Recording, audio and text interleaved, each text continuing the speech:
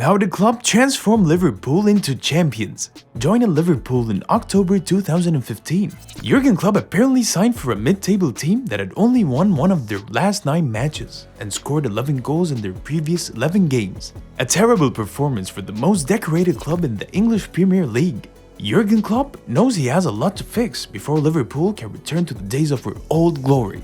Interestingly, despite the Herculean task the German manager had to deal with, Klopp was able to lead Liverpool into their first Champions League final in 11 years. In the following year, in the 2018-2019 football season, Liverpool got to the Champions League final again. Jurgen Klopp led Liverpool to win the English Premier League trophy in the 2019-2022 season, and has successfully returned the Never Walk Alone crooners to their old days of competing and winning major titles. But the big question is, how did Jurgen Klopp transform that Liverpool team into champions within that short period? What did the German professional football manager who had a successful spell at Borussia Dortmund and FSV Mainz 05 do to return the Liverpool to a top 4 team in the English Premier League?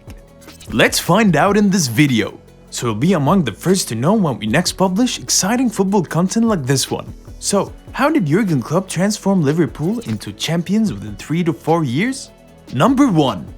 Introducing the pressing game. During his first press conference as the head coach of Liverpool, Jurgen Klopp promised that his players would run more and fight more, and this was evident right from the team's first game under the German manager. Although the game finished goalless, Klopp's side were the first to outrun Tottenham all season. In less than a month, Liverpool defeated Manchester City in a 4-1 victory, which solidified Klopp's stance that he was there to win trophies for the club. The victory was a big statement. Klopp had informed all 9 team managers in the English Premier League that he was bringing an entirely new approach to the game. A highly intensity pressing that made it extremely difficult for possession-based teams. Number 2. Problem against deep defenses. While Klopp outshone possession-based teams in his first season at Liverpool, he seriously struggled with clubs who played deep defenses, with 5 of their 6 defeats that season coming from the bottom half of the Premier League table. Klopp knew they were really limited and needed to change the style of play, yet again. The problem was that while Liverpool could trouble teams that attempted to play their press by springing lightning-quick counterattacks on the transition, they lacked the ideas to break down teams that did not allow them much space in behind. When asked to explain one of the most shocking defeats to Hull in 2017, Jurgen Klopp said, "We expect more from ourselves, and we have to show more than we did today, and it is my responsibility to make it possible for the players to show more." The transfer window opened, and players like Christian Benteke, John Allen, and Jordan Ibe were shown the door out. The signings that summer were a part of what changed the story for Liverpool. Number 3. Klopp signed Mohamed Salah from AS Roma. The impact of Mohamed Salah when he arrived in Liverpool can never be exaggerated. His sheer rate of goals was the difference that made Liverpool scale from being a team that could win games to a team that could win trophies.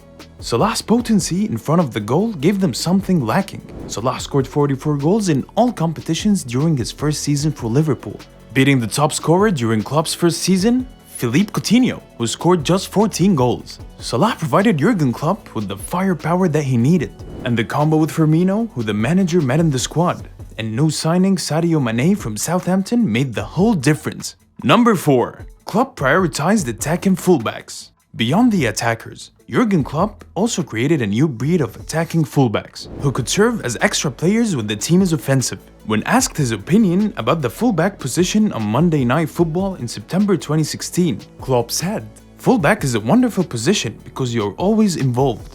This kind of fullback now is more like a midfield player. They play in half spaces, they play really high. They are wingers sometimes center midfielders." Not too long after, Klopp lined up Trent Alexander-Arnold and Andrew Robertson together for the first time in the 1-1 home draw against Burnley. Although a draw, Liverpool had up to 35 shots in the game, which impressed the manager beyond heights. "Today I saw fluid movements, passing between the lines, speed, crosses," Jurgen Klopp said. Several years later, Jurgen Klopp has still maintained the Arnold and Robertson full-back pair, although the German has recently used the English international as a midfielder in a few games.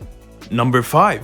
Klopp signed Van Dijk to stabilize the defense. With a reinforced attack and a balanced midfield, Klopp still struggled with centre-back issues. He signed Virgil van Dijk for a record fee of £75 million in January 2018. Over the years, We can all confirm that signing the Dutch defender was a masterstroke. A few months before Van Dijk arrived at Anfield, Liverpool had conceded 3 at Arsenal, 5 at Manchester City, and 4 at Tottenham. But since he debuted for the Reds, Liverpool only conceded 3 in a game throughout the campaign. Coutinho left in the same window Virgil van Dijk came in. And the 3 attackers left, Sadio Mane, Roberto Firmino, and Mohamed Salah knew what their roles were clearly, with the trio scoring a combined 41 goals after Coutinho left. This was enough to take them into the Champions League final, although they lost to Real Madrid following goalkeeper Karius's grave mistakes. Number 6. Klopp signed Alisson Becker. After costing them the Champions League title, Loris Karius was also shown the door, giving room for the Brazilian goalkeeper Alisson Becker to join the team. Although when he first joined the team, Liverpool conceded more than they should have done if they still stuck to Karius. Alisson soon proved his worth and became a significant piece that helped Jurgen Klopp transform Liverpool into champions. The rest became history, fielding the youngest average starting lineup in all English Premier League teams in the 2017-2018 season. Liverpool was also the team with the most changes to their starting lineup. What Jurgen Klopp had done was almost a complete overhaul of the mid-table team he met when he joined in October 2015. In one of his interviews with Sky Sports, Klopp explained how his team had evolved and could now cope with anything their opposition attempted. Counter-pressing was no longer enough. A lot of teams saw that we were good at that and realized they were overplaying. Klopp told Sky Sports, "If the team gives us the opportunity to do it, we will still be there with the counter-press, but very often it is not possible. It means that now we have to control more games. We have to keep the ball, especially against counter-attacking sides." Other players who joined the team include Fabinho from AS Monaco, Naby Keita from RB Leipzig, and Xherdan Shaqiri. What began as an almost impossible project was proven to be unimaginably possible. Taking a mid-team club into the Champions League final and subsequently winning the trophy in the next year is something no ordinary manager can achieve, although Liverpool are currently struggling to maintain form, especially after losing out on the Champions League slots last season. The 5-year journey they enjoyed from being mediocre to becoming European champions and Premier League winner is not one to be forgotten yet. It is now up to you guys. Which of Jurgen Klopp's signings do you think did the most for the German football manager? Can Liverpool hit that high note of the 2018-2019 season again? What do you think about this new Liverpool squad, with players like Firmino, Sadio Mane, Fabinho, and Jordan Henderson out of the club? Are they title contenders? We would love to know your thoughts via the comment section below. Also, we hope you enjoyed this video, and if you did, please hit the like button and ring the notification bell, so you will be among the first to know when we publish the next exciting football content. Thank you for watching and see you in the next one.